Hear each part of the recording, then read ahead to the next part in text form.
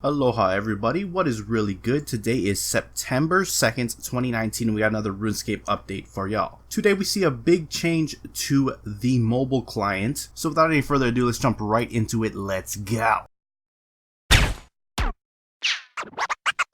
Cats is the illest. What you talking about, Willis?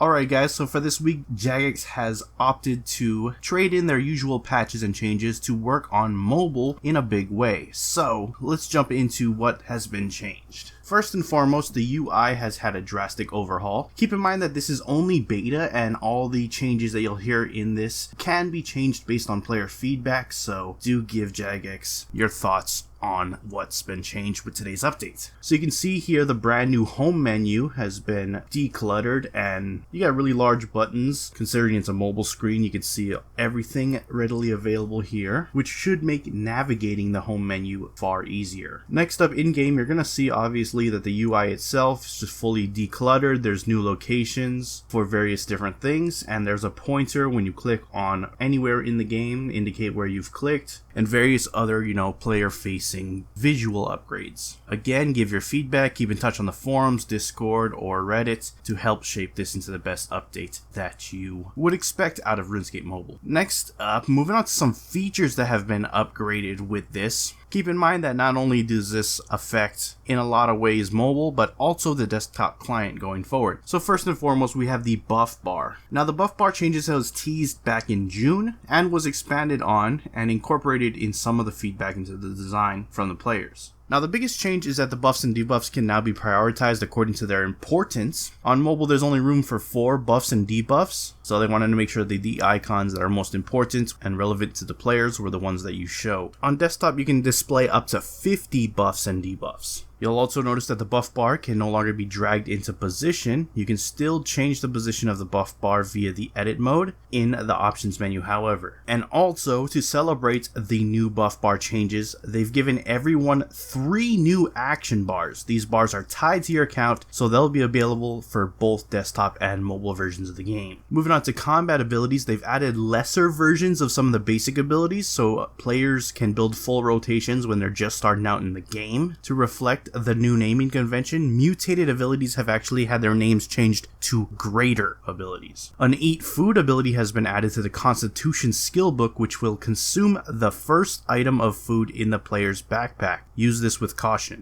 The prayer interface has had a slight upgrade in that you'll now be able to apply a filter which will hide any prayers that you don't meet the requirements for, making your options more streamlined. You can also choose to only see your active prayers, which will use even less screen space. Next up, the activity tracker will now replace the old achievement tracker, which is clunkier than it needed to be. It'll allow you to track 5 different goals at the same time. These goals could be quests, progress towards an achievement, D&Ds, daily challenges, or steps and achievement paths. Next up, performance improvements. Significant changes have been made on the way the cache loads and saves information. The cache as a whole is now much smarter and takes different factors into consideration when deciding which information to load and save. This means that performance speeds has risen exponentially, and it also affects the desktop version of the game as well. A couple of changes to help out with the first time user experience for new players. Berthorpe and Taverley has been decluttered. You're going to notice a large change to the layout of those 2 towns, Berthorpe and Taverley, being made into more distinct places, and a lot of various things removed that were unnecessary. There's also a new small forest that's been planted between the 2 towns, and Berthorpe has been particularly become a mishmash of different architectural types to give you 3 different distinct modules. The Berthorpe Town Center, the new Imperial Guard training camp